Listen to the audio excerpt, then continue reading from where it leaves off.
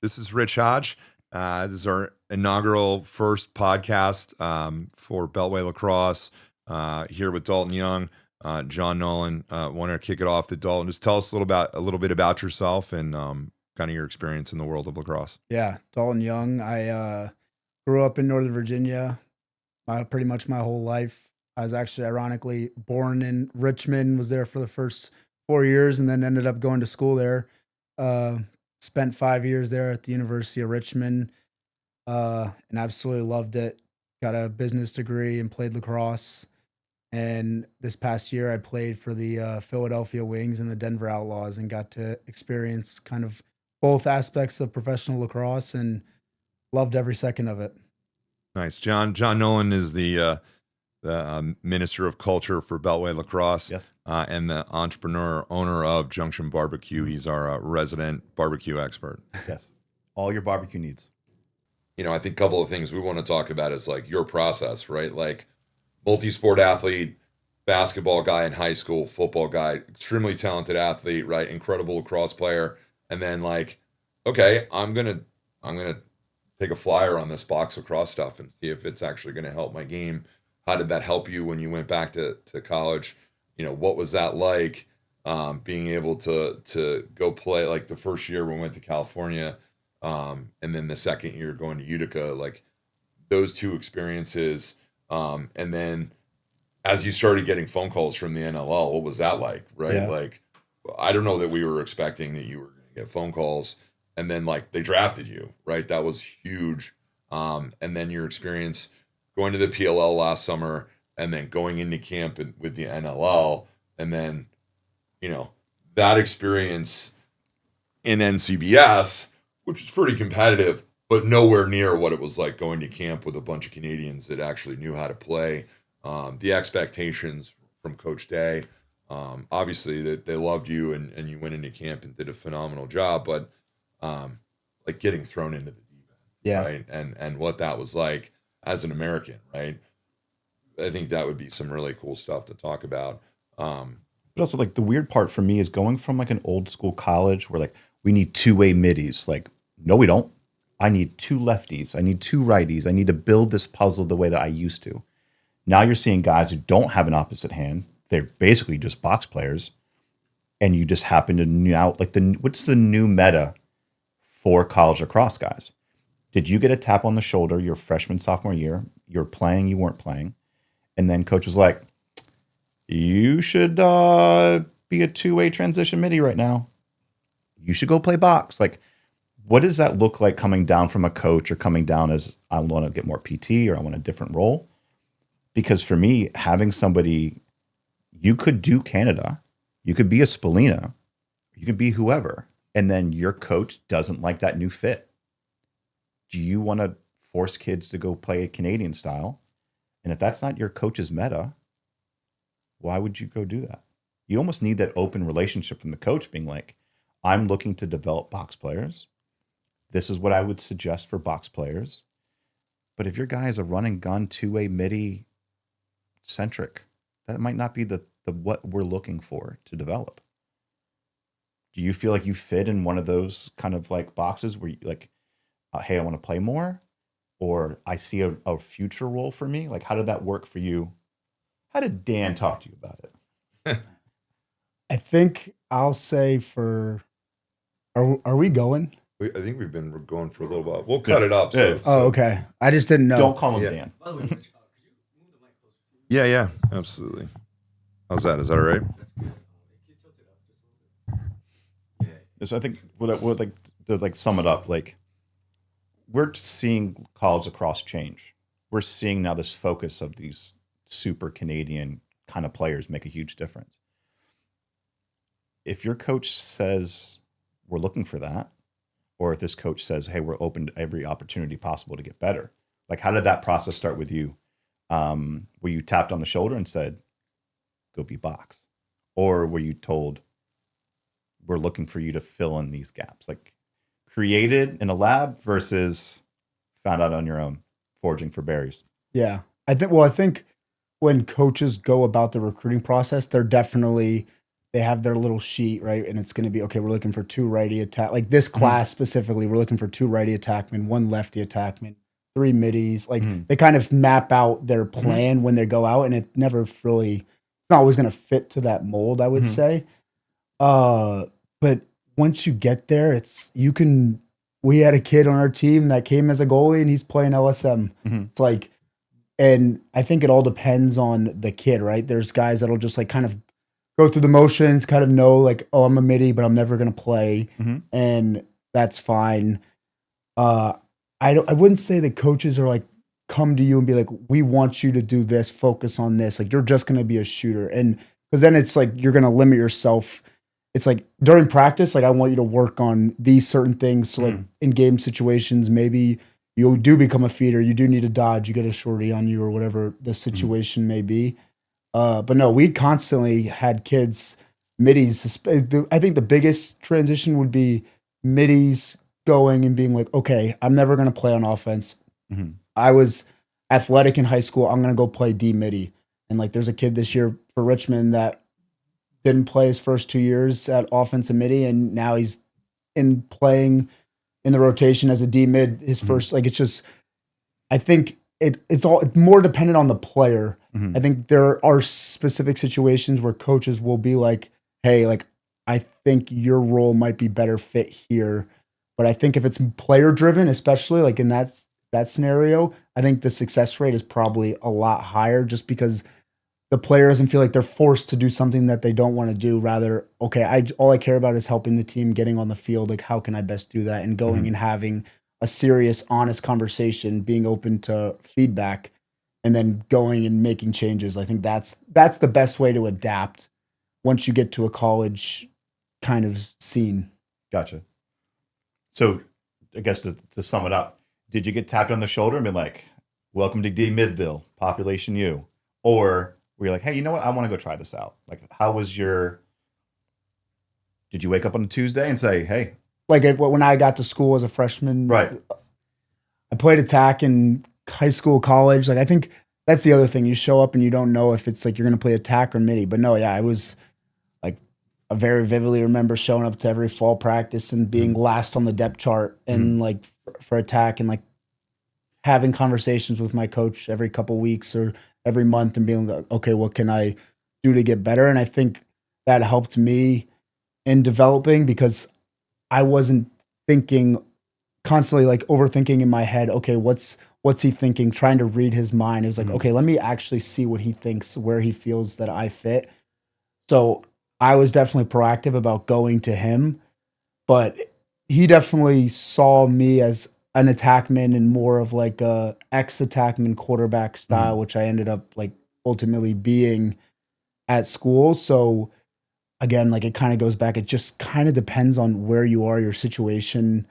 And for me, like one thing I would recommend in high school, whatever team is like, you can't read your coach's mind. Your coaches can't read your mind. They can maybe see your frustration on your face, but like they don't know, they can't see what you're thinking. Right. So like go have a conversation and don't have it with like, oh, and then like he's out to get me kind of mentality, but like, okay, I'm going to go with an open mind, see what they think. Right. Cause then you get their perspective. And it's like, okay, then I get their opinion. It's not, like, of course he thinks it's like, okay, why might he think that about me? Right. Kind of getting in his head, like, okay, what might make him think this? And then from there, you kind of are able to make adjustments, right? It's like, I mean, I feel like it fits in the corporate world too. There's people go and like, they think, oh, my boss is out to get me. Like he doesn't like me. He's not going to promote me. But it's like, if you go into something with an open mind of like, why might this person think this about me? I think that's a great way to go about like so many aspects of life. And I found in college that it probably changed my trajectory of my career, having those conversations and thinking like that, going into those. And Gotcha. like him telling me, okay, like we need you to work on your left hand, like type of thing. Like I left I think it might've been my freshman or sophomore year ago, like that summer, and like my end of year meeting call, like Coach Tamati told me this story about a Loyola player in 2012 when they won the national championship. And it was about using a shovel for wall ball. Like I sent him a picture of like, he's like kept telling me like, go out, send me a picture, send me a video. So it's like literal metal shovel trying to throw a ball. And it's like, I never caught it, but it's like the act of trying, like the soft hands. It like just, Is the shovel the new egg? no, Using an actual shovel for a wall ball. I'm going to try that. That sounds don't hilarious. try it. It'll be a waste of your time. You'll never get it. So somebody at Loyola did get it though. Yeah. I can't remember his That's name, hilarious. but yeah, Let to make that guy internet famous. oh, I don't know how in the world. Do you want to grow the game by telling everyone to carry a shovel? No gracias. Thank you. So I think it's cool because you figured it out as a sophomore, freshman, junior, whenever, that you needed to be proactive with your coach. You don't wake up junior year in high school or junior year in college being like, I'm going to have a proactive approach to a coach or a proactive with a teacher, or where does that confidence come from for you, or where did it come from, or what seed came before you went to your coach and said, Coach, I want to play. What can I do to get on the field? Yeah, I would say that was the answer. It's like I found myself at the bottom for the fall, and I just knew, like, playing sports my whole life, like I love to play, like the idea of just not playing. So I don't know if it was necessarily a confidence thing. And I think the big misconception is like, I think coaches want to win ultimately. That's their goal, right? And it's not necessarily a confidence thing, but I think there's definitely a fear, all right, to go to your coach, and it's like, how will he react? Like, will there be retaliation? But if you go in with more of a, like, I just want to like see what you're thinking. Like, I want you to be honest. There's only good that can come from it. I would say if you could get, I say good, right? You could get negative feedback where you're not good enough right now but here are the things that I see you need to improve in, right? You could take that as, okay, that's negative. He doesn't think I'm good enough. But the positive for both sides, right? The coach is now telling you exactly, okay, this is what I think you need to work on.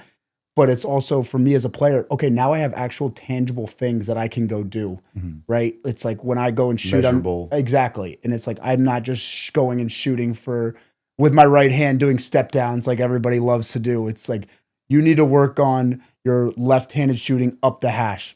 Perfect. I'm going to do 100 shots 3 times a week doing this, and like see if my coach notices improvement over like, and like when you focus on those things, like you write it down and actually like go and make those goals and like know what you want to do, like 100% a coach is going to notice. Doesn't need to be 50-50. They'll either notice or they won't. If they like you. Yeah. It's a personality contest. But as coaches, we love all our players, right? Like that's like the hardest thing as a coach, right? Those conversations, like you want every player to get better. Not everybody can be that mature and be like, okay, I'm going to listen. I'm going to take that critical feedback. And as a coach, we want everyone to be successful. It is about winning and losing, but I mean, this is such a human process, right? I can remember me being a young coach and having players and them coming to me being like, why am I not playing? And me like kind of telling them, well, you need to work on this, this, and this.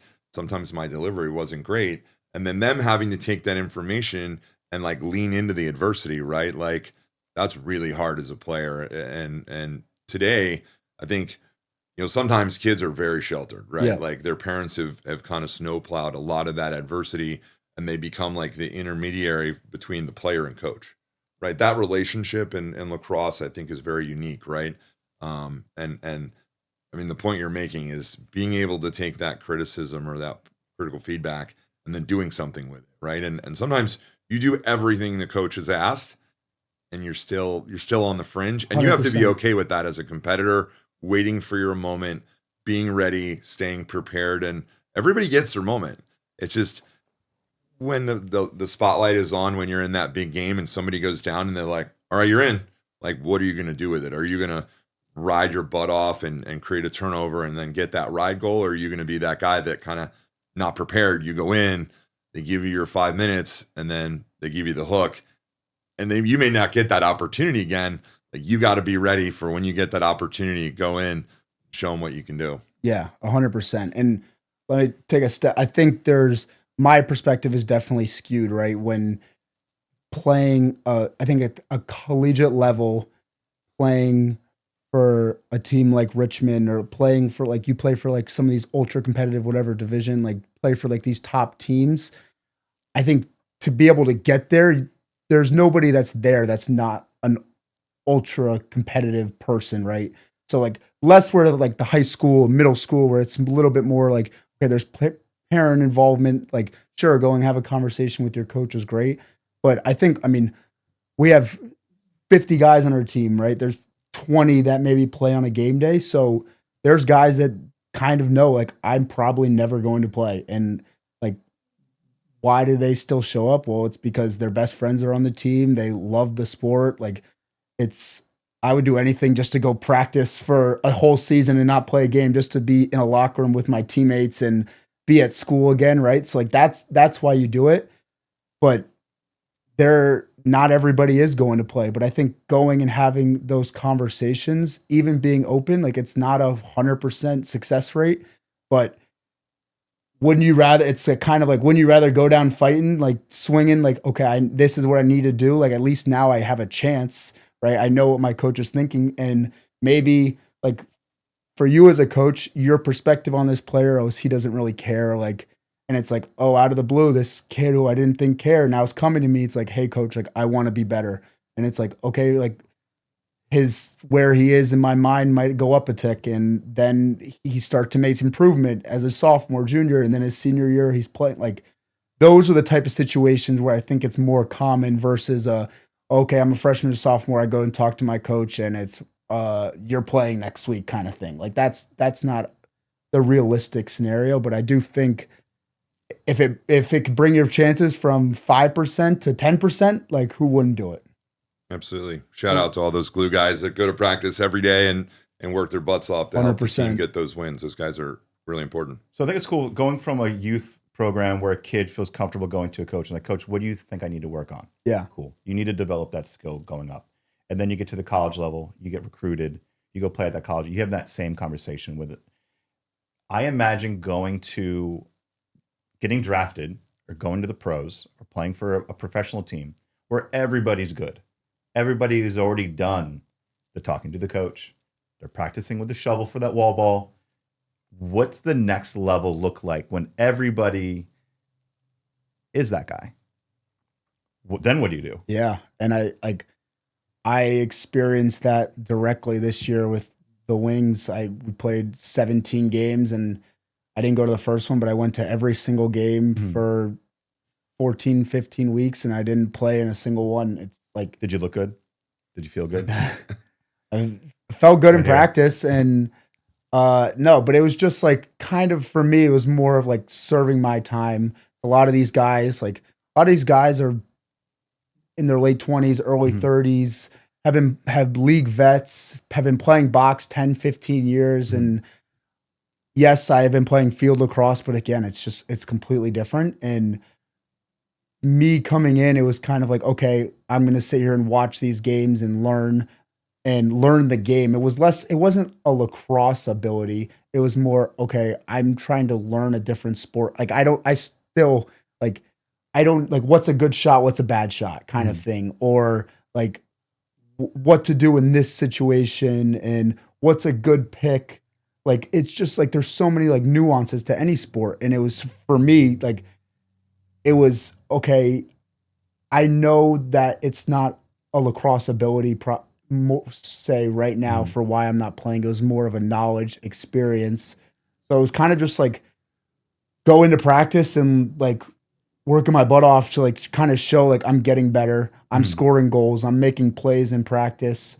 And just like it was part of the process. And then when I got my chance, like I felt like I played to the best of my ability and found success. And so like that's where there's definitely different avenues, right? Where there's that many there's in a professional level, but again, it's just like it's a process thing. And it was like, trust me, like there was times this year I was like, oh my gosh, I do not want to go to this place this week. Like I'm so frustrated. Like I'm not playing, like this sucks. And it was tough. It's tough not to just be like this isn't for me. But I mean, it was definitely cool. Like I had a little bit of internal motivation playing for a Philly team, like growing up, Eagles, Flyers, Big Phillies. Birds guy, right? Yeah.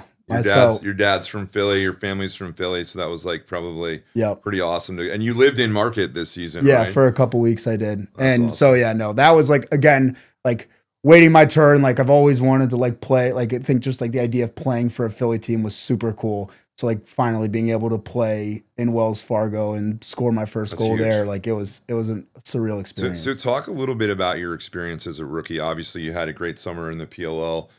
Coming into the fall with the Wings, like what was that like? Where was camp? Like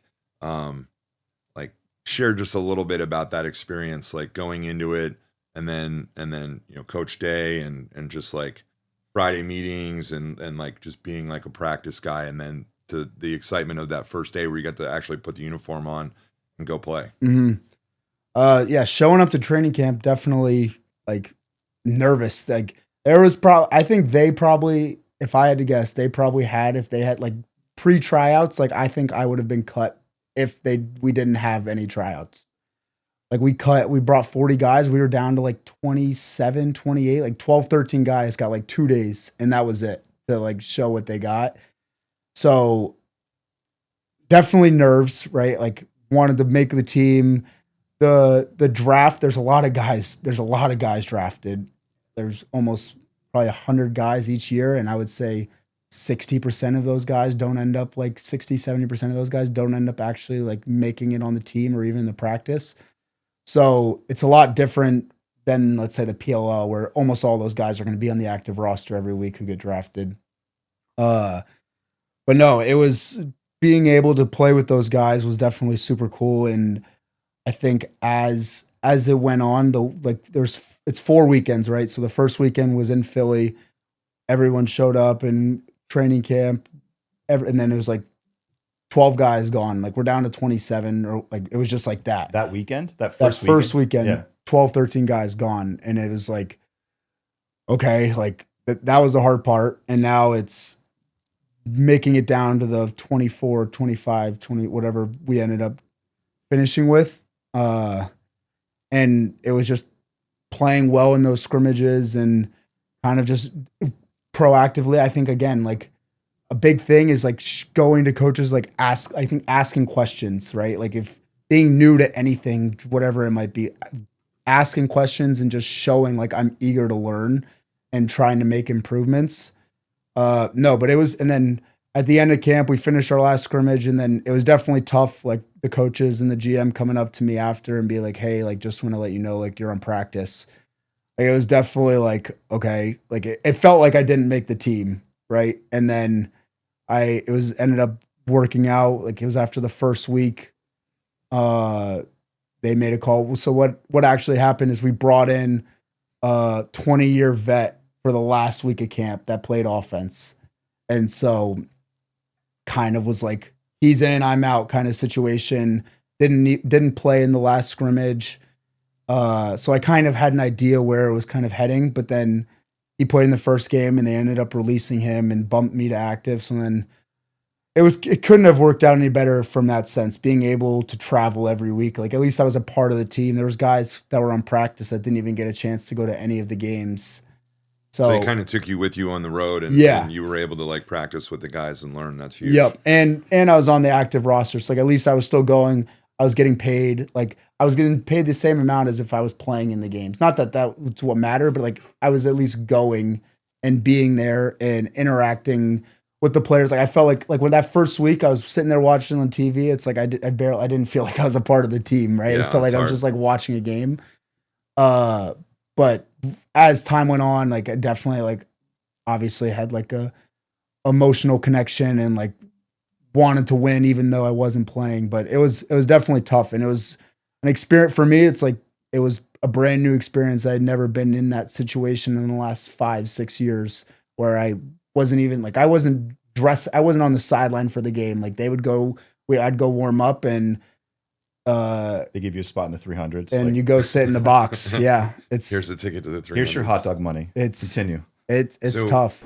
This is Rich Hodge from Beltway Lacrosse. We're excited to announce that we're launching DMV Sixes. It's going to be a youth program.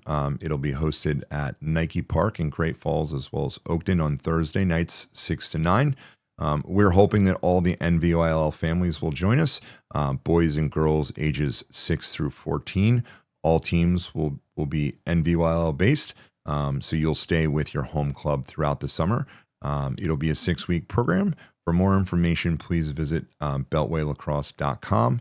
Beltway Lacrosse, built for the best. So, like, you played NCBS. You were one of the original members of the team that went to California. You went to Utica. Did that help, like, when you entered camp? Like, did you have enough of an understanding? Like, you know, do you wish you maybe played a couple more seasons of it? Like, where did that help you or hurt you? Talk a little bit about that. I think any box experience was good experience. So 100% it helped. Like, they would ask me, did you have any box, like, Canadians, you play any box? I was like, oh, I did this summer league for 2 summers, played. And so they're like, their response is like, oh, so American box, right? And it's like, for them, it's Totally different. completely different, which it is, like, from physicality, skill set, just everything. It's so different. Totally different. So I think to answer your question, yes, it was very helpful. I think, and like, even like looking back, like, there's guys like a Jack Hanna or like Jason Knox, guys that played in that and that are like very successful in the NLL. So like, there's definitely a correlation where like I think if I didn't, I'll say this, I think if I didn't play in that, I probably wouldn't have made the team. I would say the combination of playing in the summer and like just like learning, like, again, the nuances, but also like I had an idea of certain things of like where to shoot and like how to set a pick, like where to set a pick, where, like, what the good moosh, like the ball needs to go back and that forth. That very basic understanding Exactly. is enough just to show the staff, like, hey, I kind of get it, right? Where it's hard for them. They're looking at an American field player, comes in, wants to wear like a field bucket, like really has no idea. Dodges down the alley. Yeah. Like dodges down the alley away from the goal, right? Has no idea what a good shot in box. Like, you had enough of that.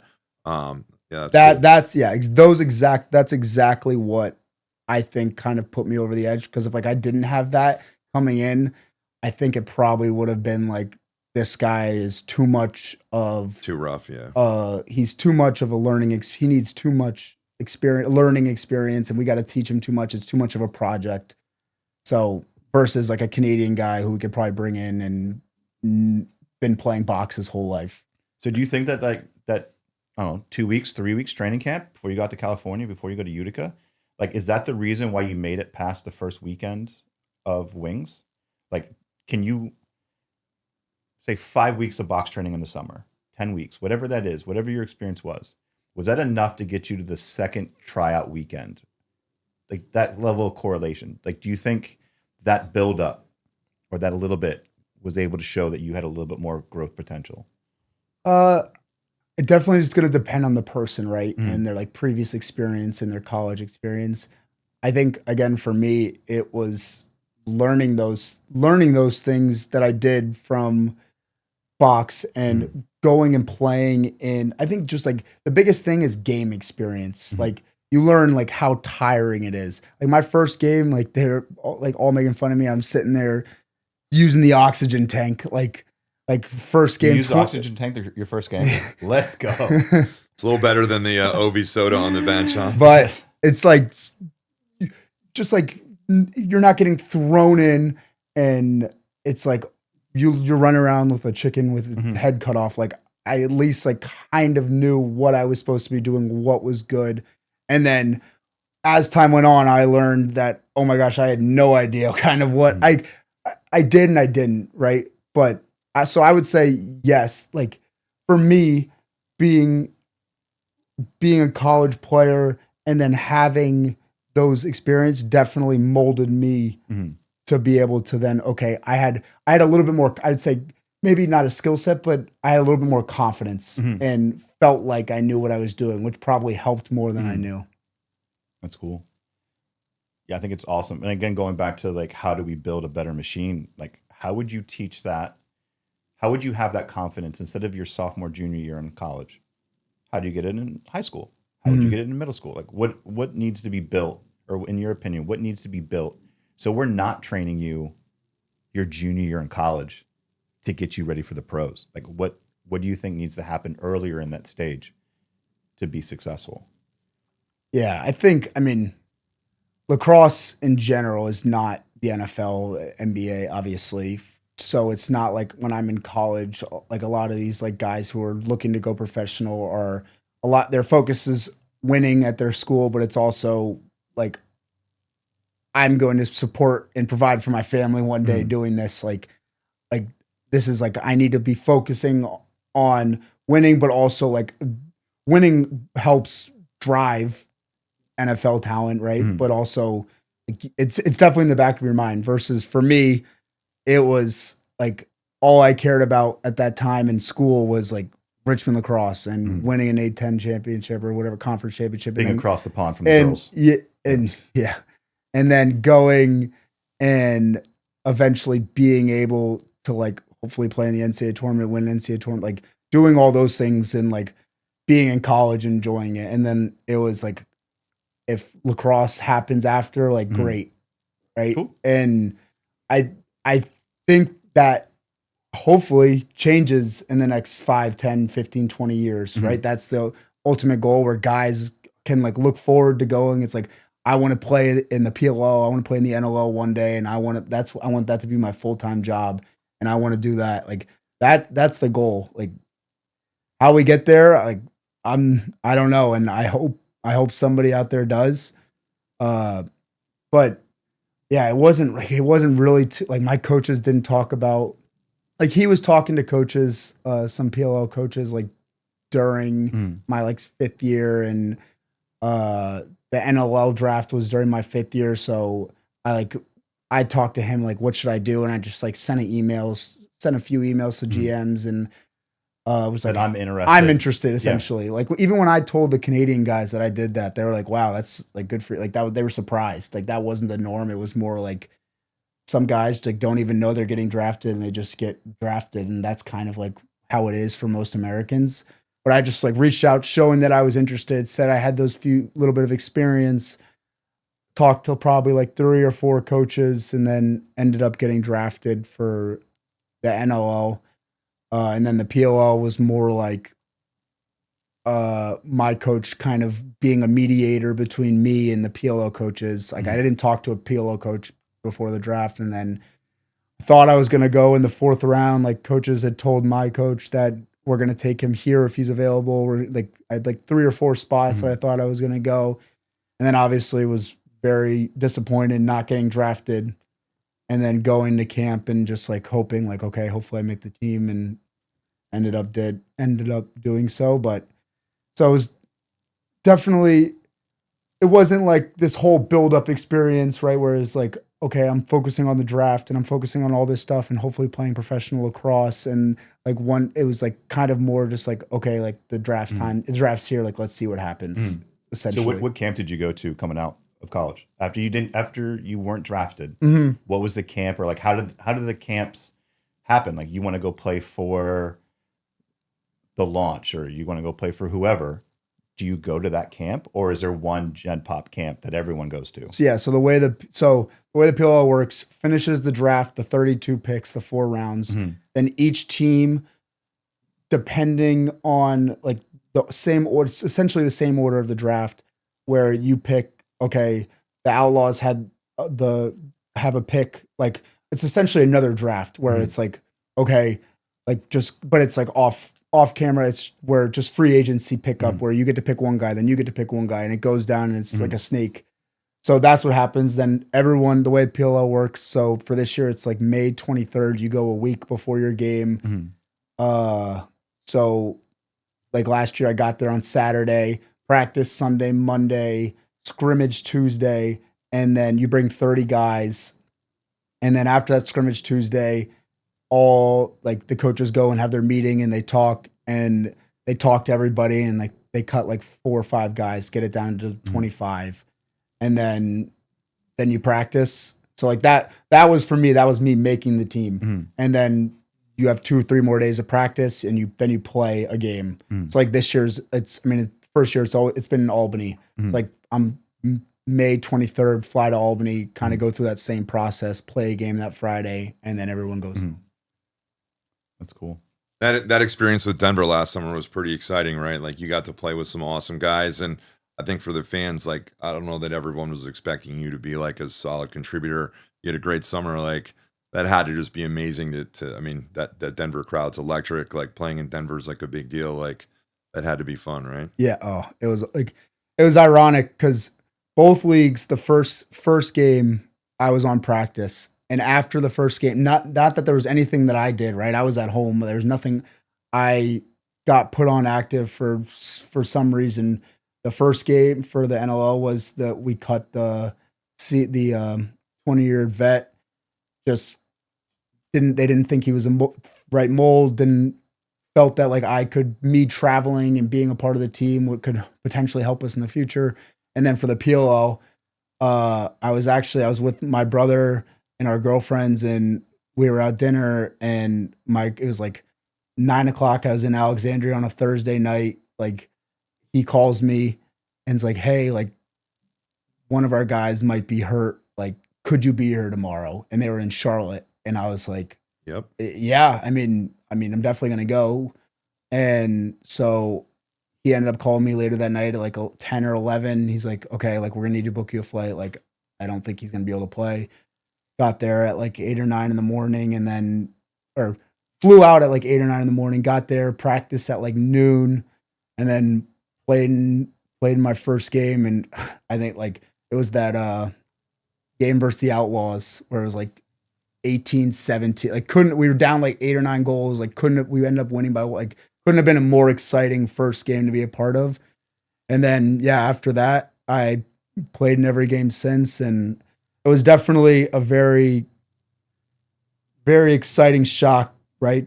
To like not be drafted, be on the practice for the first game, not expecting to play in half or even any of the games, and then play in every single game besides that first one, and being able to travel and contribute. Like couldn't have like put it out any better. Like the last thing I would have wanted was to have gotten drafted and like made the team easily, played in every game. Like that sounds way too fun. Yeah, it's too fun. So I mean, you earned it, right? It's not given, you earned it. So yeah. I feel like I saw pictures of B-Dog, shout out B-Dog, in Charlotte with just in the pregame, in the tailgate area, getting ready for the game. So I think that was a fun experience. Yeah, nice. They all showed up. So very cool. Yeah. So when you travel, who's your travel buddy? Who's your roommate? Who's the guy to wake you up in the morning, or who's the person that's just jumping on your bed when you get into the hotel room? Last summer was a little back and forth. I was with Luke Weirman, Maryland faceoff guy for most of the year.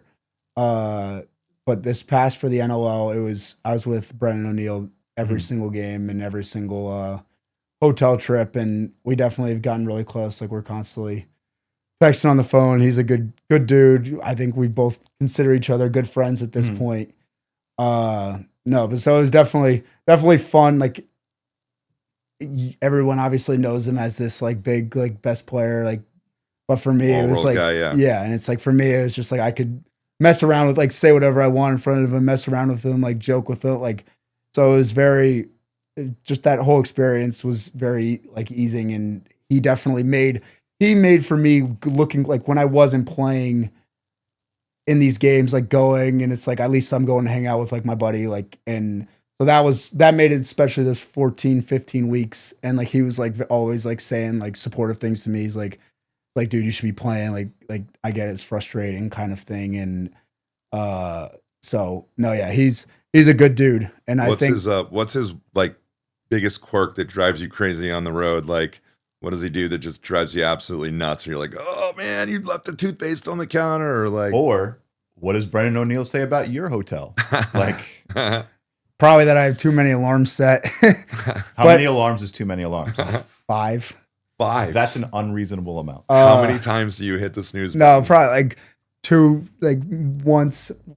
I'm usually pretty good about it. One snooze per 5 alarms? No. The first one goes off and like I fall back asleep, and then the second one goes off, and then it's like Okay, then I turn them all off. Never So 5. what time is the first one scheduled for? So we know exactly how evil you are as a roommate. It depends. So usually for NLL, you practice the night before, and we have an early morning shoot around. So we were in Philly, and we'd have a 8 a.m. shoot around. I don't know. We were always the last. The Last two guys to we get to were the bar, always nice. last 2 guys. So we'd probably wake like IDA. Oh my gosh, I was gonna give him crap if he was here. He would leave for a shoot around. Like when we were in Vancouver, it was like a 4:30 practice. He left to go there at like 2:30. Yeah. And I'm like, I just traveled 12 hours. Like I just sat in my hotel room. Like I'm gonna sit for a second. Like I'll Uber to the arena if I have to. But no, we would usually wake up at like 7, get there at like 7:30 for 30 minutes before, and be the last ones there. But going back to the alarms, do you set it? Because sometimes alarms are like 5 minutes or 10 minutes. Do you set it purposely like 4 minutes away or 8 minutes away? Like, what is your alarm clock strategy for the pros? There are none. None. Just 13 Chaos. alarms. Just Pure set chaos. set the first one and And pray. and set Cool. the first one 10 minutes later.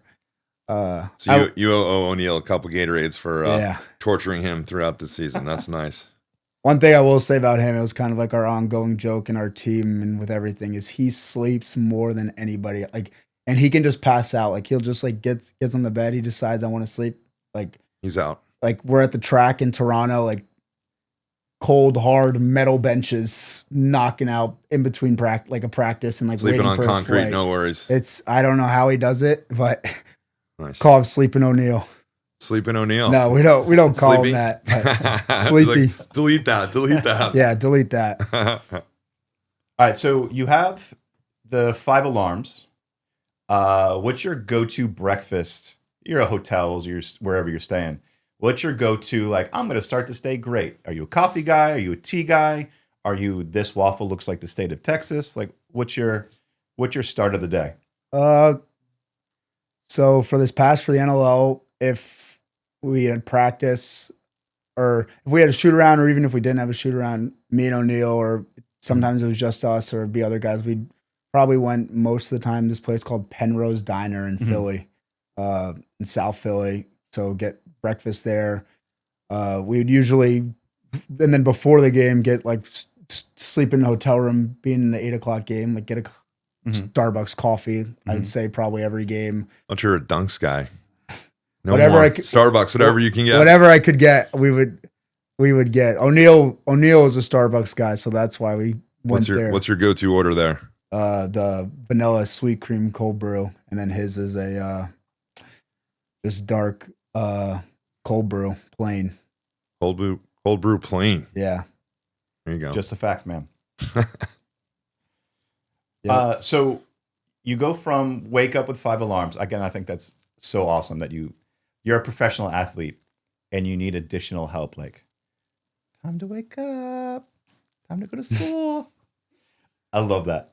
And then food wise, team wise, are there any cool places that you've gone as a team, either college or pro, for Denver or Philly, like that you loved going back to? Like, I like playing in Boston because of this. Are there any of those kind of places that you found over your travels?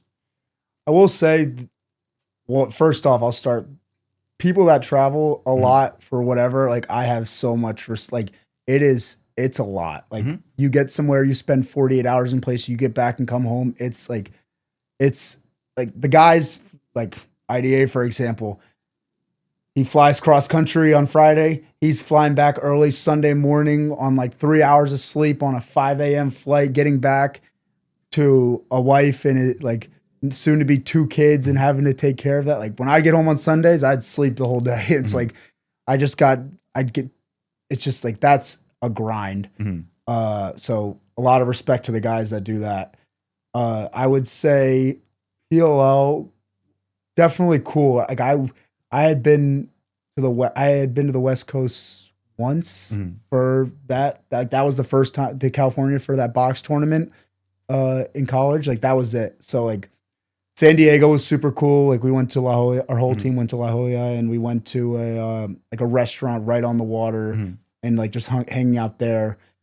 Denver, Salt Lake City, like Denver experience was definitely cool, like having a home atmosphere and being able to like go downtown and like explore and just in general, right? Like I'd never been to Denver, Salt Lake City, Charlotte, like Boston, like never really to like explore, but like being there, like and actually like being in the city, and then this for box like the Canadian cities and never been to Toronto, Saskatchewan, Halifax, Vancouver. Like, Halifax is really fun in the winter, right? It was like -14. Bring your parka, right? Yep.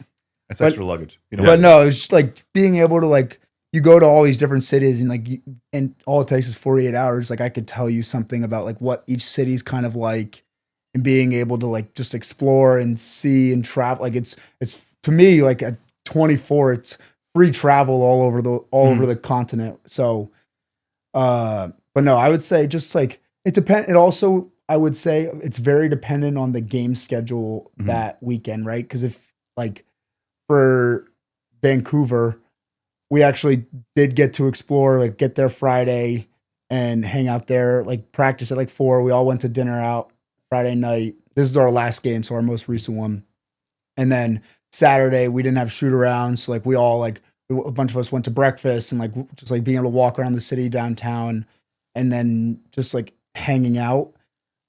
Just like why else like would I have thought to go to Vancouver like on a random, like it's like, and now I go there and it's like it's an awesome city, Beautiful city, and it's right? like so cool. So that was like the biggest thing for me, is being able to go to all these cities. And like Georgia, for example, that's a great example of like not being like I've didn't really get to experience anything, like land there, take a rental car. We all get in a rental car, and the arena or where we practiced was an hour away from the airport south, like nowhere near Atlanta. So we didn't even drive near Atlanta, and just like sat in our hotel, and then like go to dinner, sit in a hotel, play, and then early that morning drive to the airport. So like it depends on where the game is, when the game is, like, because if it's like an early game, a lot of guys will leave like the night of, or the night of like right after the game. So, but no, yeah, that for me, that was the coolest experience, being able to go to all these different cities and just like experience them and go to places I never would have just cause, right? It's actually awesome. Like your first year out of college and you get to go do all that. That's 100%. like almost like a gap year or something. Exactly. I know what Saskatchewan's like. Yeah, exactly. Yeah. Cool. Yeah. This is John Nolan with Beltway Lacrosse. I want to talk to you about the summer opportunities for Beltway.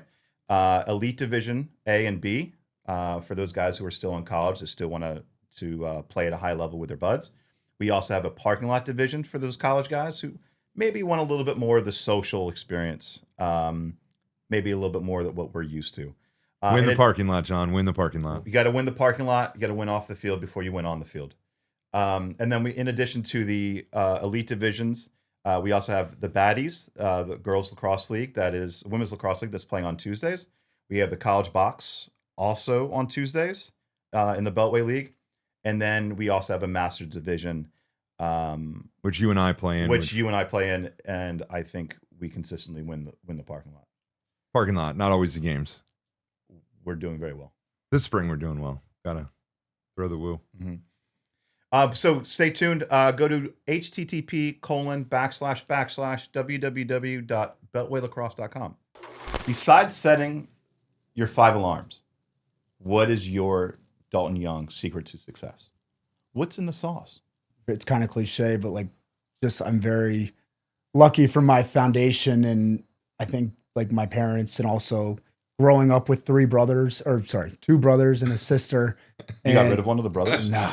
What happened to that last brother? The sister's gonna be really happy that she had three a change, right? siblings, and then but 2 brothers, 1 sister, and just all of us being within about like 3 years apart, and like growing up and like beating each other up and competing against each other in the backyard. I think like we all definitely toughened each other up, and also like had each other to motivate ourselves. So that was a big thing for me. I'm hearing that you're the youngest.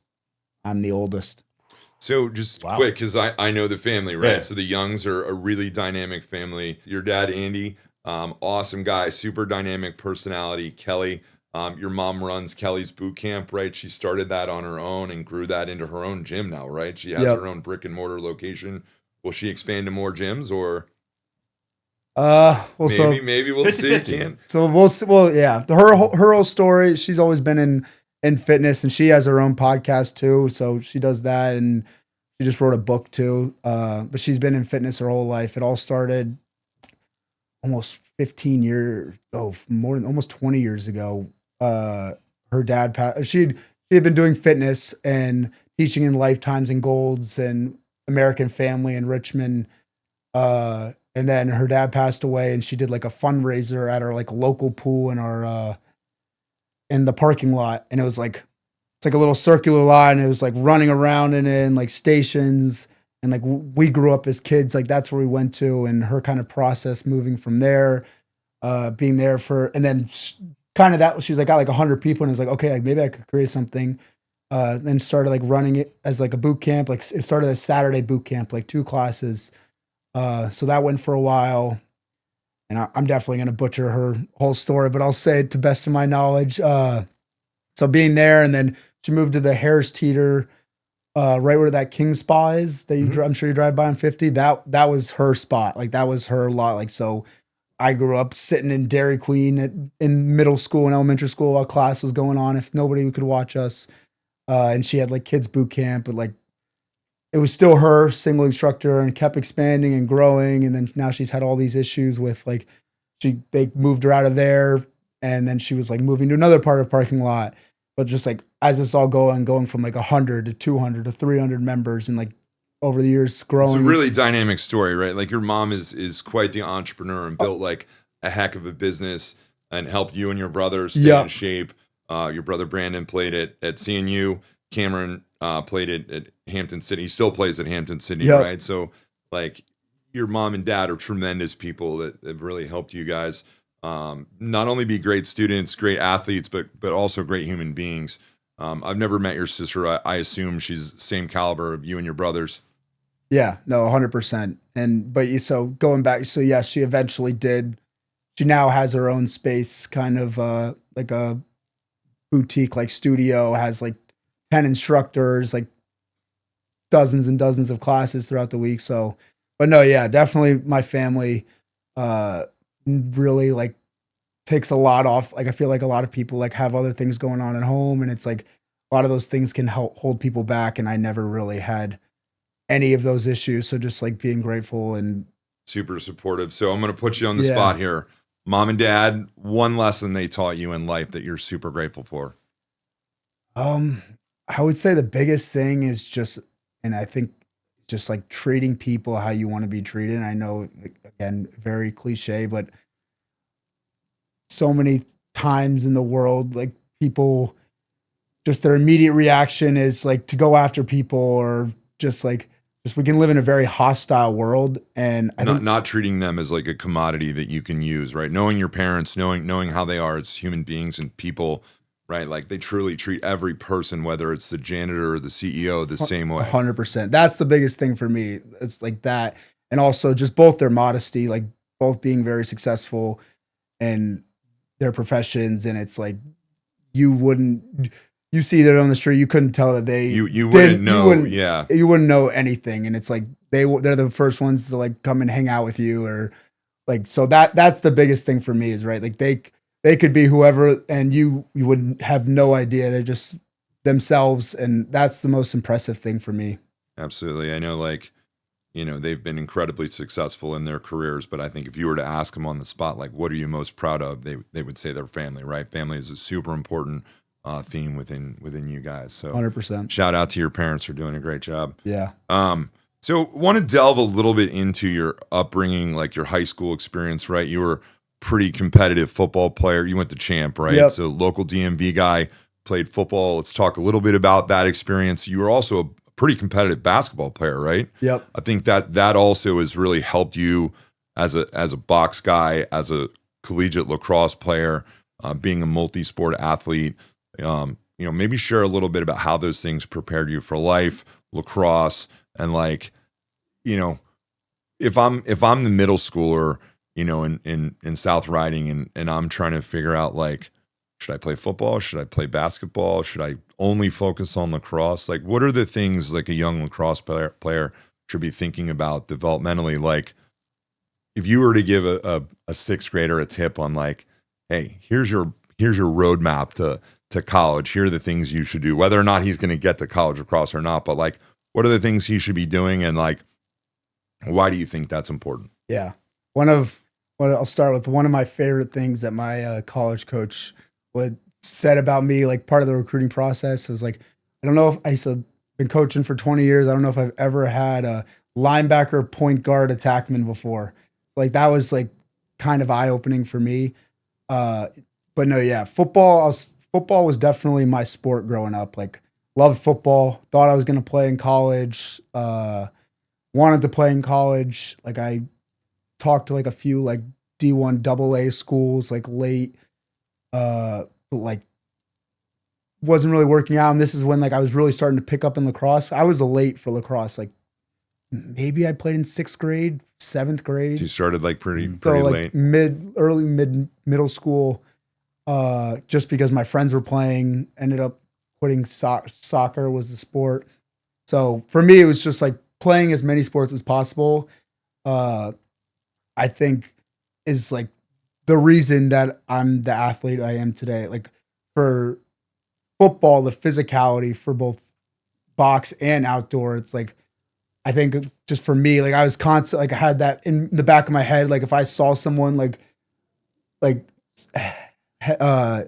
just like looking up or whatever, like going to my immediate reaction is to hit them or like ground balls, like clear pile. Like, so that football in that aspect. And then for box, like my big thing was, being a picker. And so like, I loved the physicality aspect. And then basketball, I think that's where for me, my transition into box was so for me felt seamlessly, but probably wasn't. Just it's 5-on-5 basketball, right? Offense, I just pass, cut a lot, or like come set a pick. And when I set a pick, like try and be behind his head. Like there's so many little things from basketball and like spacing. And then on defense, it's like, okay, I'm 1 pass away. I'm in the help line. I'm 2 passes away. Foot's in the paint. So like things like that where I found, okay, I go into box and it's like, okay, this is the exact same sport. But no, yeah, football, I loved, be the opposite of my parents with the modesty. He was first team all-state linebacker for 5A. No shame. So that was pretty cool. And like, I felt like that was at that point, I was like, okay, like that was my senior year. Like I was committed to Richmond, but I was like, should I play football? Like kind of, thinking about that. And then do you ever think about trying to walk on at Richmond? That was, so my initial plan going into school was I was going to do 4 years lacrosse and then try and do a 5th year of football at some other school, wherever that might have been. And so that was, and then obviously COVID messed all that up. So yeah, I mean, and then basketball, I loved basketball. I played both football and basketball. I played since I was 5-6 years old, and I still play basketball today multiple times a week. So Nolan's in an old man basketball league. Yeah, He can love it. He can help There's a you Greek with that. league. There's an old man. There's a Korean league. Like, I got a game tonight, Meridian. I see you're playing out of Meridian at that. Yeah. Is that FXA or Yeah. who runs that? Yep. Nice. can you Competitive dunk in your league? competitive division. Yeah. Everybody. Can you get up and dunk? Oh no, everybody but me. Me and B Dog are the two guys who can't. Oh, so you're playing with B-Dog. Nice. Yeah, no, it's good. But yeah, so, and I think it's definitely like when college coaches are doing their recruiting, it's very appealing to guys who play multiple sports. I think before I met a lot of my teammates or like knew a lot about them, like you could say like, okay, that kid played football. Like you just knew. You just know, yeah. Like in the way he played lacrosse. And then I think it's like a different mindset and mentality. Like there's definitely something about like, I would recommend, I know like there's a lot of debate about football, but I think football is like the ultimate team sport. And I think just like the mindset and mentality that goes into it. All that you have to sacrifice, the grind of 2-a-days, like it just makes you, I think for life, it just makes you like a better prepared person for adversity. Yeah, right? Like, it definitely is. Like high school football is the closest thing to playing a full-time college sport that you get, like just for those couple weeks. And even throughout the season, like football practice was every day 3 hours, like after school. So There's no plays off either, right? Like you gotta be mentally prepared every day to go get your head kicked in, right? Yep. Like that's And definitely then- a challenge. yeah, and if you're not playing a spring sport, like you're practicing in the spring, summer workouts. Like for us, our coach Dawson was in the gym 9 to 11 or 9 to 12, like every day of the summer. He was in there, and like it was a workout. Like guys were going 3, 4, 5 times a week in the summer. Like so that's where for me football, like you're surrounding yourself. Like a lot of it is about who you're surrounding. You're surrounding yourself around grinders and guys that like want to work. Not that basketball or any other sport isn't, but it's just for me, football is on its own tier. It definitely much like wrestling, right? Where the mentality, you got to buy in. Yeah. You got to be a teammate, right? There's no like, you're not putting yourself above the team, right? Like I have a role, I have a job, I have to do that every day. If I do my job, we win, right? Like that mindset very much in football. Other sports, not that they're not as competitive or tough, but like it definitely requires a certain mindset, that will help you later in life. Yeah. I think. So you mentioned like you're lifting with the football team, like for the young kids that are at home, like how important is it to incorporate a strength training regimen in your, your life? Like when did you start getting serious about like lifting weights, like whatever your strength and conditioning program was? Yeah. So it was tough for me because I was constantly playing a sport in high school. Like I definitely wasn't lifting or anything in middle school. I mean, I know some people do now, but not that it's right or wrong. I don't know any science or anything behind it. But for me in high school, it was, I think going into high school, I went to summer lifting because I was going to be a freshman and like I didn't have anything going on that summer. And then moving into high school was like, as soon as like basketball was starting while I was still playing football, lacrosse was starting while I was still playing basketball. So there was no transition. No downtime, right? It You was got like- that it was- 1 week between sports and then you're going. Is one into another. So football we would lift in season. Basketball sparingly, lacrosse like Saturdays. So it was definitely the summers, I would say, that were big for me. Going to like the football workouts but again, like I was playing. So you Club played lacrosse. multiple sports, like from a health and body perspective. Do you think that it helped you later in your college career that all of your muscles were like, I would say balanced, or like those different sports all help different like muscle groups and stuff? Like, do you feel like that helped?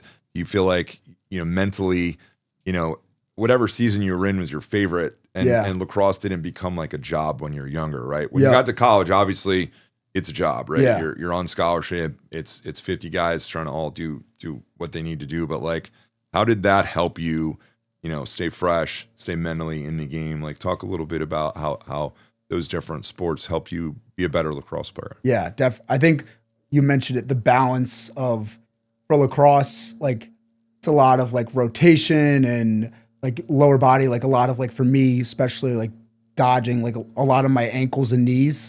So I would say that was where I had the biggest issues in college, but definitely the balance of all of them, like being in shape and putting strains on different parts of your body.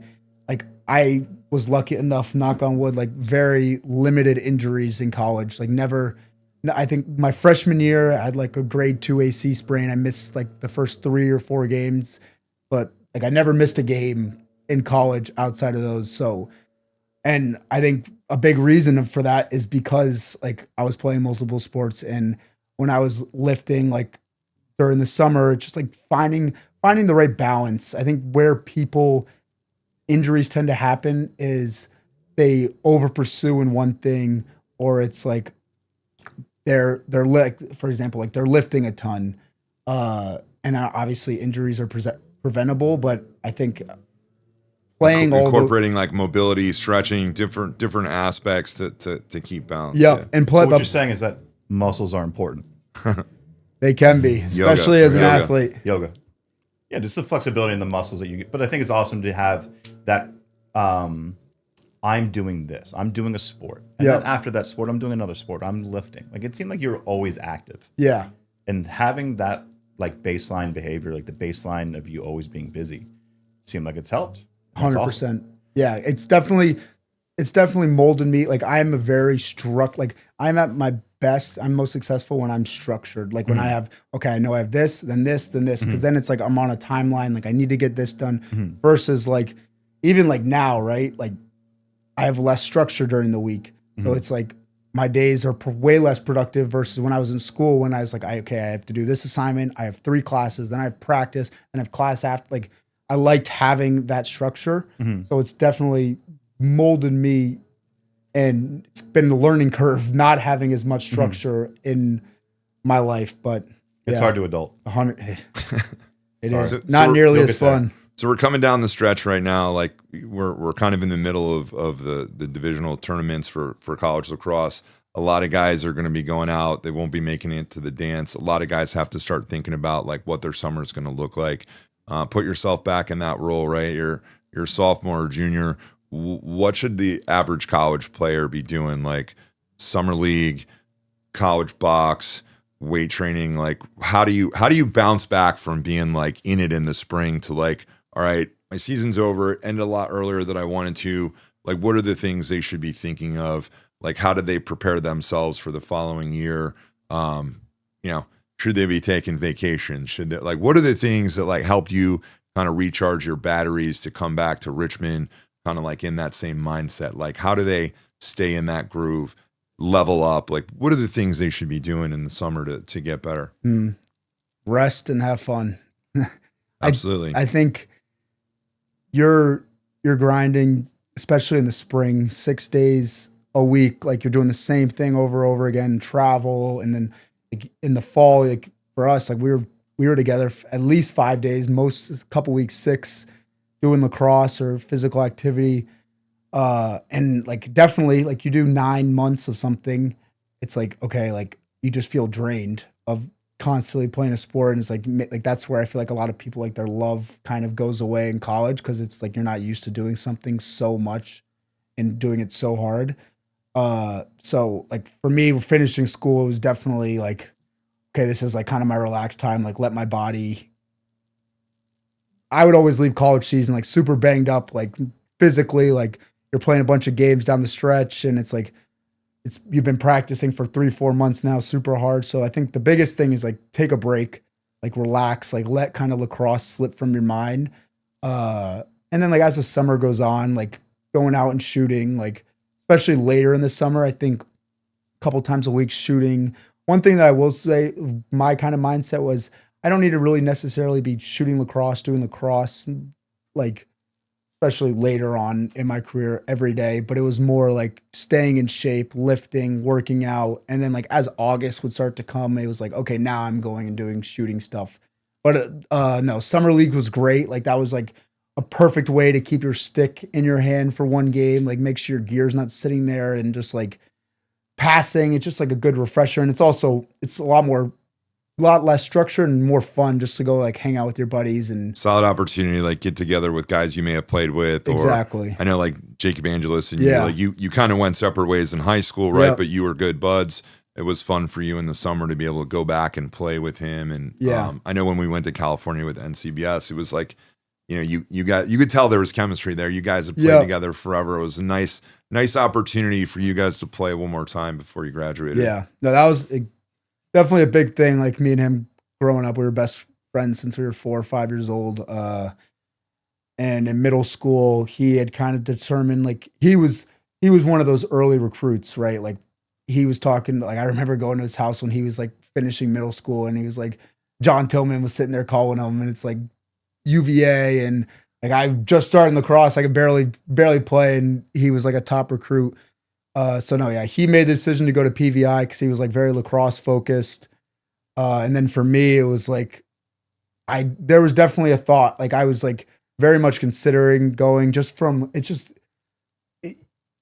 the likelihood of getting recruited and how much it's just easier going to a private school, playing against the higher talent. Like college coaches, just not that it's the right thing, or like for me, It just makes it easier for college makes- coaches these to days, right? Like find they you. know that if you're at XYZ school, you're at St. John's, they're playing against Gonzaga, Landon, Bullis. Like they already, it's a known quantity, right? It's a little bit more challenging for them if they're like, okay, we've got this kid from Champ. We don't really know where Champ is, but apparently he's really good, right? Obviously, when they come to see you in person, like you're jumping off the scouting report, right? They can see immediately that you can play, but privates definitely make it a little easier to get recruited. But Yeah, no, definitely. And then, yeah, so for me, my ultimate and the decision ended up being I wanted to play basketball. They were top 5 in the country at the time, sending guys to Duke. I just realistically, I wasn't going to play varsity. Football was like, didn't really see, like, I was very football focused. Their football team wasn't that great, and it wasn't, like, just didn't seem like it was that organized. And so ultimately made the decision to go to Champ, which I was very happy with. would you go back and change it? No, I definitely so wouldn't. that Champ experience for you was outstanding. Yep, and all my best friends were older and they were there, so like I wanted to be with them. But yeah, definitely made the recruiting more difficult, right? Because if some kid's scoring 3 goals against Landon, they know what that caliber of talent is. They know, okay, he's scoring 3 goals against a kid that's committed to Ohio State. Versus for me, it's like, okay, he scored 6 goals, but like, who's he playing? That kid could never have played like. And they're not watching a Champ game versus the likelihood to get seen. There's 20 other recruits. A coach could be watching one of their players, and it's like, who's that kid? He's pretty good. And it's like people just have their eyes on a lot of those schools and a lot of those players. So it definitely makes the recruiting aspect more difficult, and it definitely did for me going through it.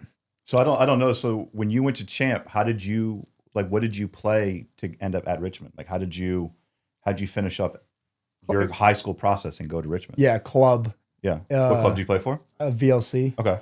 So no, yeah, the recruiting process was definitely a grind. I was I was in the middle of the process when they did the rule change, right? Mm-hmm. Where they made it from my friend Jacob committed to Hopkins when he was in 9th grade, and then it was my sophomore year. It was like, okay, no more talking to coaches. Mm-hmm. Like I had visited Bucknell, but like wasn't really like anything. It was more of just like come, and so like there was really no traction. Mm-hmm. And then and then right after that they installed that rule, so there was no. It was going into my like or finishing my sophomore into my junior year. So that summer there was no communication at all. So it was kind of like just like go play and see what happens. That's such a weird time too, because you had not only a COVID year, but you saw the rule like recruiting 7th and 8th graders to. I have a 5th year to play in college with no eligibility loss. Like you have like 2 weird collegiate experiences that not a whole lot of guys have. Yeah, there was like. I think there was like at least like 600, 700, 800 kids like already committed to Division I schools at the time. Mm-hmm. It's like all of us were like, all right, like if it doesn't happen in August, or my mindset, if it doesn't happen September 1st, or within months after, like it's not going to really work out. But I think if you're like that sophomore, junior heading into your senior year, you still haven't really found that opportunity. College coaches will find you, right? Like, and there's things that you can do, right? I think the game's changed a little bit, right? Now, guys are going to community colleges. They're taking a year. They've changed the rules. You can stay at community college for up to like 2 years, and that doesn't affect your eligibility for 4 to D1. There's PG schools that you can attend. So, like, if you're a junior, right, you shouldn't be stressing over this stuff. Like, do what you did, go out and compete, do your best. Like, they will find you, and that process for everyone is different. I think kids kind of forget like that process is different for everyone. Yeah. Right. Whether you're at a private or a public, like everyone's going to have a little bit of a different experience, and sometimes like there will be adversity, but that's good, right? And like your process led you to play at Richmond, which was, I think, a phenomenal experience. Played with a great coach, a lot of great players. I mean, you wouldn't trade. I don't think you'd trade those 5 years at Richmond, right? You had a tremendous experience. You got a playoff run. You got to dance in the NCAAs, right? Like that was super cool. Like parents, it's summer. I know you're excited for camp season. Beltway Lacrosse is launching our first ever summer camp. It'll be June 23rd through the 27th. We're also doing a session August 4th through the 8th. These are Monday through Friday camps with pre-care and post-care. So you can drop off as early as 8 a.m. and go as late as 5:30 if needed. There is a fee for additional care. We're very excited for the camp. We'll have some guest coaches that are professionals. Yeah, and I'm excited about the camp because summer camp for me was always fun. You're with your buddies, but on Wednesday we're doing the Watermine Water Park. Lake Fairfax has a water park called the Watermine. It's an outstanding. Growing up in the area, it's always pizza on Fridays. So pizza party on Friday to end the camp. We're very excited to throw a pizza party Friday for the kids. I'm looking forward to it. Camp's going to be super fun. Did we mention guest coach Isaiah Davis Allen and Dalton Young? Yeah. They'll be dropping in one of the days for us. So spots are going to fill up fast. Mom and Dad, go to beltwaylacrosse.com and sign up for summer camp. What message are you telling like that junior that's like freaking out right now? Nobody's wanting my film. Nobody's calling me. Like, what are you going to tell that kid? I'll tell my recruiting story because I think it's like a great example of that. Like my best friend was committed to Hopkins when he was 15 years old. And it's like, I didn't even know what college was at that time. Like, so for me, I talked to Bucknell and then that rule happened. And like I played through my whole summer, sending coaches emails, playing here, but like and now these kids, like they don't know anything different. But for me, it was so weird. Like I'm sending these, I'm not getting any responses. Like it's weird. Like, do I keep sending emails? Like, what do I do? You feel like you're spamming like them I'm with spamming. emails. Like there'd be some coaches. It's like, oh, I sent this coach 3 emails already. Like, so you'd feel like it's bothering them. And so towards the end of the summer, recruiting was finishing up. My like club commissioner or Adam Langley sent me an email. It's like, hey Dalton, like you had a great summer. Like sent me like 4 schools that were like, hey, these 4 schools are interested. I want to say it was like Rutgers, Providence, Delaware. And it's like this is like 2016, 2017. Like I still like, that's the one thing I will say is like, enjoy the process. Like it may suck at the time, but it's like, I look back on it and it's like, I still remember, like I vividly remember his email being like, these are the 4, like in Richmond was one, Providence, Richmond. And so not all of them reached out. Like I think I talked to Richmond and like that fall, talked to Providence, Lafayette. And it's like, I went through that whole fall.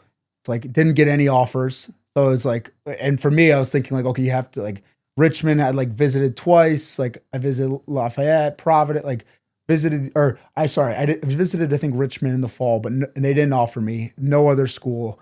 And then I hadn't heard from anybody after like played in the fall, like tournaments, and I didn't hear from anybody. So I was like, kind of like, this is like prime freak out time. Like everybody else is committing. Like I'm not playing Division I lacrosse. Like, and like I remember like leaving Fierce Nation. I don't even, is they still do that? Yeah, Dale's still running it. Great league. So I remember like leaving that one time and like seeing my high school coach or my VLC coach, who was also the Oakton head coach, Jake Bullock, and being like what's going, like freaking out and then being like, am I gonna? And he just like telling me like, stay patient. Great guy to like talk you off the ledge, right? Yeah. Jake was probably like, don't worry, like it's gonna be okay. Yep. And then we had that conversation, and then it was like, fast forward all the spring, like nothing. Fast forward to the following summer, going into my senior year, like. I remember at St. Paul's having like a very similar conversation. He's like, I just remember him being like, dude, chill out. It's going to be all right. Can totally see Jake like chill. And like still like, and then I ended up visiting Richmond like 3 times, like no offer. And I was like, I hate this dude. And it's like, and then I visited Providence and Lafayette, and they both had offered me. And it wasn't until like, you were waiting on the Richmond offer. I was like, you knew you wanted to go to Richmond? I didn't. I was like trying to decide where I wanted to go. Like maybe like, again, just like kind of waiting, like see what would happen. And Providence and Lafayette had both offered me, they both offered me money. And I was like waiting, I guess, on Richmond. Like I kind of, I guess, knew that like I would go there. And like Coach Shamati had like directly told me like early in the summer, like we're waiting to hear on another guy. Like, so kind fair of though, right? Like he's transparent. Yeah, with he was you, transparent. Like, he's like pretty much saying like, or a couple other guys like saying like, you're not our top guy right now. Like we're waiting to hear from these other couple guys. So like I like waited Young guys got to know that's a normal part of the process, right? Like coaches have their guys on their list, and then they got to move down that. And it's no offense, right? Like that's just how the program works. You got to kind of embrace that and earn it. Yep. And so, yeah. And then it wasn't until I remember I was on like my family vacation in upstate New York and at the lake with my family, and I was standing by a tree.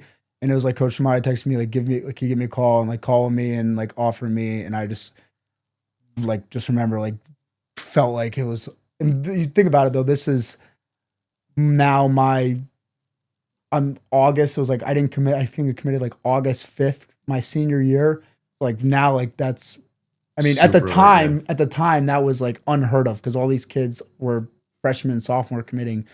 So it was definitely a grind, and it was like a long process. It felt, for me, it was like, it ended up being like 2.5, 3 years. That's awesome. You got to share it with the family at the lake, though. That had to be incredible to be surrounded by your siblings and parents to be able to say, like, I'm going to Richmond. Yeah. And I was like, I remember being in the house, like receiving it. Like I sent an email to like the Georgetown coach and being like, willing to leave my vacation, like, hey, like I want to go to this prospect day. Like, is it like I'm at family vacation, kind of like, is it worth it? Right? Like, would you even like if I could be the best player in the world, would you even still consider me? Like he's like pretty much like, hey, like we have our attack kind of filled. Like, so like it was that same day, and I was like all bummed about that. Oh wow! So you'd literally just gotten a message from Coach at Georgetown saying Coach like, "We like you, but like we're good." Yeah, and you're ready to leave your family. I don't even know if it was "we like you." It was more like, should I come to this prospect? Like he had responded to a previous email, and then it was like a couple hours later he called me. But no, so the recruiting process was definitely very stressful, and you got to be resilient, right? Like 100%. You got to be resilient, and you young guys out there got to know and believe in yourself, like, and just keep pushing, keep grinding, keep pushing. Yeah, and I think like the mentality for so many guys is like D1 or bust. And I just saw something online that I thought was super interesting. It was like saying like parents now like look at how, like who's still playing kind of right now. Like look how many D1 teams are done. A lot of these Division 2, Division 3, upper Division 2, Division 3 are still playing. They're the ones going to go compete for a national championship. Like, do you want to play for lesser tier Division 1 where you're going to win not that many games? Just like I think sometimes kids like kind of miss the boat on that, right? Like even if you're MCLA, right? We love this game. We play this game because we love it. And it unlocks something in us that just drives us, right? And if you're going to end up at South Carolina or Tennessee or West Coast team, and you end up in the MCLA tournament, like that's just as valuable. Like we are students first, right? You're going to college to get a degree that you can use to start a family, buy a house, do all those things. But lacrosse is just the gift, right? It's the secondary benefit of college. So whether you're MCLA, D3, D2, D1, like just enjoy it, right? Yeah. I think that mindset, I hear a lot of kids talk like D1 or bust. It frustrates me because I'm like, you're missing the boat. Yeah. Like, dude, go to a school you want to go to college exactly. at. Like, get a degree you want. I know, and I'm not trying to throw shade, but like, I see guys that go to a program to play lacrosse they don't want a degree from. And I'm like, man, like you could have gone to JMU, you could have gone to Tech. Like you could go to a phenomenal school, have a phenomenal college experience, and then still play lacrosse with a phenomenal club team, like, and that's important, right? Like, there's a lot of guys that are D1 right now that are now done, early season finished, and they're going to watch their buddies at D3 programs, MCLA, that are playing in a tournament somewhere. Yeah. So I think that's critical. Even for me, like both my brothers played Division 3, one of them still playing. Like I ended up being able to see Brandon's games at CNU in the Elite 8 and Final 4, like because I was done. I could go watch, and like that was a cool experience for me. But he's another prime example. Like he was very like wanted to play Division 1, like kind of like talked to some teams, and it was like on the fence. And I think he was definitely disappointed, like going to Division 3, and like I knew I was like upset for him. But I think if you phenomenal experience and seeing you got an amazing degree, exactly. Like if you go to B-Dog and he would tell you like, I got it wrong. Like going to CNU was probably the best thing that ever happened to me. So got a great job. Absolutely. Like going to such a prestigious academic institution like CNU helped him tremendously. Shout out to the captains. Hopefully they go deep in the playoffs. But no, yeah, definitely. There's a lot of messages in there about like resiliency and not getting so used or not like letting other people kind of dictate what that's a great point. Perceive. Not letting others kind of dictate what you should think is do what you want. Like, and for some people, like for me, like I really wanted to play Division I because I wanted to compete at the highest level. I wanted to be like, I wanted to wake up at 6 a.m. on Friday and work out, and I wanted to like play against these ACC schools. And I think like a lot of people really do. They want to do that, but they don't understand a lot of that goes into it. And it's like everybody wants to play against these schools. They want to beat these schools, but it's like, and the biggest difference between D3 and D1 is strictly NCAA limits, right? In the spring it's the exact same. The only difference is that in the fall they have limits of how much they can practice, and like they can have captains practice, but like that's real pretty much it. And so it's like you're committing to your fall. You're eliminating a lot more of the fall time that you would have doing other things in Division I versus Division III or Division II. That's from a time perspective. That's the only difference. So we're kind of getting here at the end of the hour. Wanted to just have some fun with it. John and I had some goofy questions we wanted to kind of share with you. I'll let John go ahead and fire off. This segment brought to you by Junction Barbecue. This segment brought to you by Junction Barbecue. What's your last meal? What would you eat? What's your death row last meal? Definitely, I would say what many people call a mukbang. Okay. Never heard of it. Never heard of a mukbang. A lot of different things. Like a mukbang would be like, okay, I'm going to go to Chick-fil-A, McDonald's, Taco Bell. I'm going to get all these one thing from each of these different, like, so for that would be for me. What's your mukbang? Everything. I would have. What's the first place you're stopping? Korean barbecue, probably. Okay. I would get a steak. Definitely throw a Chipotle bowl, a Cava bowl in there. I mean, it would be all over. Big house in it all. Big bowl. It would be everything and anything. So many different. Yeah. You can't mix American and continental. That's what I'm hearing. Okay. All right. Weirdest pregame ritual of any player you've ever played with. Oh, that's an interesting. There's some guys in college that would like when they would go out on the field. I guess it's not that weird, but like they would need to shoot the same amount of shots from the same spot every time, and it was like if you were getting in their way, it'd be like trigger them. It would be like what do you like? You know what I like? Overstimulated. And like a lot of my spot. Get out of the way. Yeah, and I mean, there's like I was a guy that like it depended kind of what mood I was in. Like sometimes I'd be like I wouldn't want to talk to anybody. And like headphones or not, I would just like sit there by myself. Sometimes headphones, just like sometimes I'd be more of like a goofy, like talking, interacting. But there's definitely guys who it's like run around and it looks like they're like at like a carnival and it's like, all right, like we're about to play a game. And then there's other guys where it's like sitting there. It's like, don't speak a word to me before this. So people have their thing. You just got to let them do what they want. I was just talking to a Northern Region public school coach who told me his pregame ritual at Lynchburg was to like sit in front of his locker completely naked for like an hour before the game. And I was like, that had to be just super awkward for all the boys in the locker room. Yeah. You just, birthday suit, just chilling, angry, headphones on, Metallica going. How about you, John? What was your pregame? I listened to the same mixtape or same CD every game before, and I'm still listening. Wu-Tang? It's forever. It's for the children. But I still listen to DJ Shadow introducing, and every single game, Masters, collegiate, high school, I've had the same playlist forever. And it for me it was always a cool thing to like get recentered or find whatever my balance was. I'm joking around, I'm dancing around, but for me, the thing that always reset me was that music. Do you have a song that you listen to? I don't know. I think, well, growing up, definitely like in football and like early on, it was like playing for the Dulles South Thunder. We always listened to Thunderstruck. Nice. It's like that one kind of like That one kind of like, Does yeah. it Now it's now I can't listen to that song. It's so I sick of had it. when I was at South County, I had no AC/DC policy. Really. Our wall ball was actually called AC/DC. So if you messed up in a drill, you would have to go hit AC/DC. But no, I definitely, my dad and me, the Foo Fighters, I would listen to a lot. I mean, it was definitely a mix. Like I would say like classic rock and alternative rock, and then also like rap. Like you know, that's whatever kind of came on. What was your pregame? What did you do? Born to Run for the Madison faithful.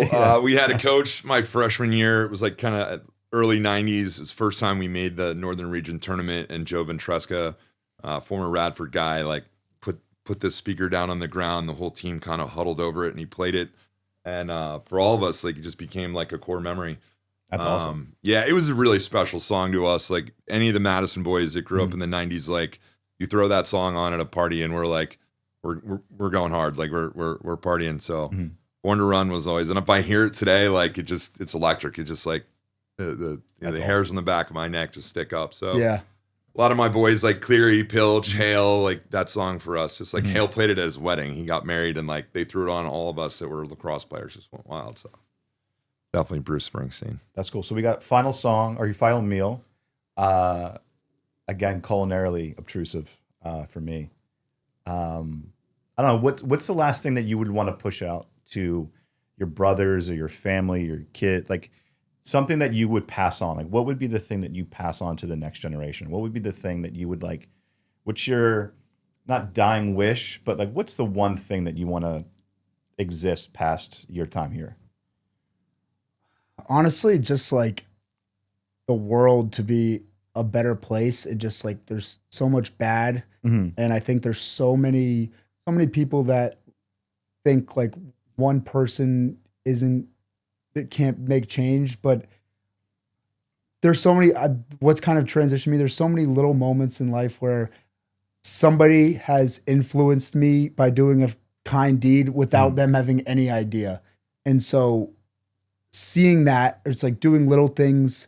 It's like, okay, like next time like I'm in that situation, like I'm gonna do that, right? And it's like having that mindset and doing those little things. I just feel like so many times like people look to others to do the right thing, or they expect someone else is gonna do something for you, and it's just like just do it. Like just do something different. Yeah, Just do it. try I mean, something. I think today, like it's everyone gets so wrapped around the axle over what this party's doing or this. Like you be the change, so you can be that person that lifts others up. So Yeah. and people get so worked up over who's wearing this hat or that. Like, hey, we're all Americans. Yeah. Just, you can definitely be the change. That brings up my next question, the Beltway lacrosse hat of the day question. Why?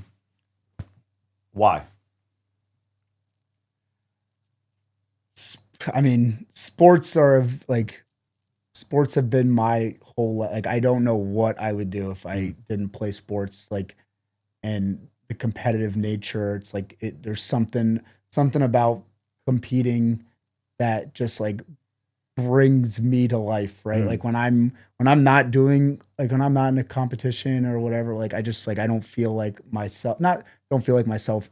You're more comfortable. But I'm more like when I'm in a competitive environment, like I feel like I strive. So just like playing sports, being part of a team, right? Like my Richmond teammates, like still my best friends, like having those guys like from all over the country, talking to them every day, like just and now, right? Like me and O'Neill talk about like how tough it would have been to finish college after 5 years and go work at a desk. Like the fact that we have a locker room environment still, like for two seasons, it's really special. Like you don't realize like how special it is till it's over. Yeah. So that's for me. It's like that's kind of like being around those people and surrounding that by them and having like the ability to win and like a winner and a loser and like the lessons you learn from that in life. There's just, I think sports are the best thing that in the world and best thing that's ever happened to me. So I have one question. Yeah. So you 2 leagues this year, you're in the PLL, NLL. Worst haircut. Who had the worst haircut you saw all year? Can I go to Richmond? Sure. So we would do like Got to call him by name though. We got to know who it is. we so we do the last few years. It started. We did it first year, COVID year, and then we would do it. It was like a fundraiser where somebody would donate 1,000 or 5,000 per head shaved. And Is that like the St. Baldrick's? Is that the charity where they shave your head? yeah, I think, but we would do it to each other. Uh-huh. But so it depends. Voluntarily, right? This is a Yes, voluntary. voluntarily. Yeah. Don't want anyone to get No, upset no, no. about possible hazing But incident. definitely, it was for a fundraiser. We would all do it. Like guys, 100%. there'd always be guys who wouldn't do it. But we had one guy on our team who was. It was like a Friday night, and we were giving him a cut, and we would some of the guys we'd like mess around with, and like Yeah, but we would little obviously designs, we yeah. would fix it. The one Luke Graham, who's still one of my like best buddies. He's 5th year in at Duke right now.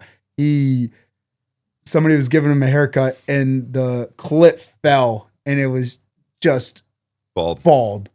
And so like we shaved him bald, and Mr. Smithers. he was the like ugliest kid bald. Wow. He was Normally a good looking dude with hair, I assume, Yeah. right? It was a bad look. no bad luck. Yeah. Nice. Shout out Luke. He's gonna love that. So all right, what else you got, John?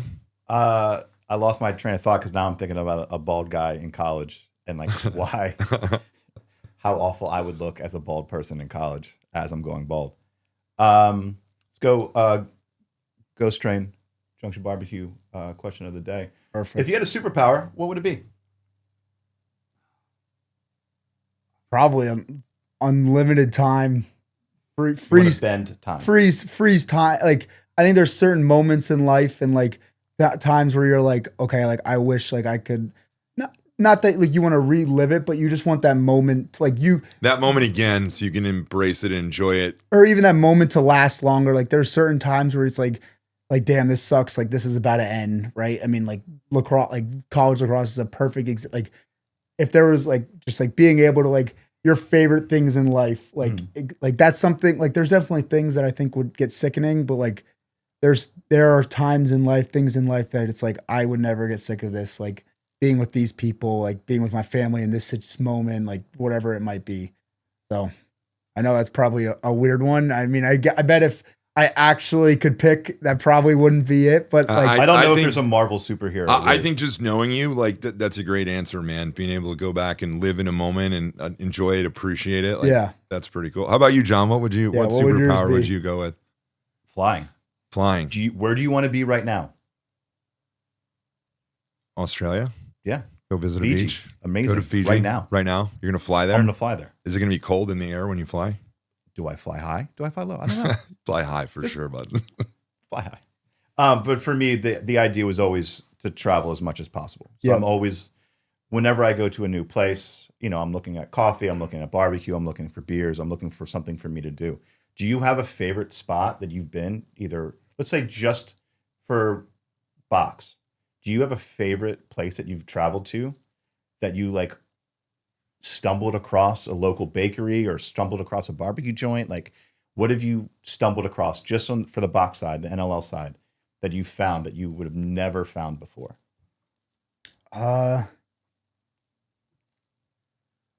honestly, I maybe not a specific food, but Mhm. a realization that I had Mhm. when I first went to Canada, and I first sat at whatever first restaurant I did, and I looked at the first ketchup bottle, Mhm. and I It saw wasn't Heinz. 3 ingredients or 4 ingredients, and it's like I had my first McDonald's cheeseburger. It's like all like it just tasted different. It tasted more natural. It felt like I was eating real food. So Canadians are living a better life. It's No Red 40. They have box lacrosse and real food. it's just like Shout out Canada. a lot. Poutine. Yeah, Poutine. poutine. I've still been to Hidden gem. 4 or 5 Canadian cities. Have not had poutine. Here's your poutine question of the day. Perfect. What makes a good poutine? Never had it. Wow. Probably need to ask you that question, Yeah. John, since you're the poutine We'll expert. flip it back around. I think a good poutine is about balance. You need cheese curds. You need the gravy. You need a crunchy level of fry. I think the salt and the sweet balance is really what makes it Crunchy fry is definitely key. crunchy fry. You need a good base layer. Good balance. Yeah. And then what about for outdoor for Denver? Do you have, since just traveling either training camps or places that you've been 72 hours, 48 hours in, Yeah. avoiding like the normal Starbucks stuff? Like what have you found in your travels that have made it worth it for you in a certain spot? I mean, I'll go back to that San Diego. I think we La just Jolla's awesome. yeah, I we was were going to say the taco spot in San Diego, the wrestling place is pretty phenomenal. You're welcome. we it was like right after our game finished. We had an early like noon game. Mhm. Our whole like that was the best experience because very not very often your entire team goes somewhere. Guys leave wherever. So our entire team was there. Our coaching staff was there. Just like getting drinks, like ordering food. Like we're standing on the back patio of the restaurant, and we're 100 yards From the beach. From the beach, and Yeah, it's like San Diego's special like like that. that was like the most unique place that I had been to. So that was really cool.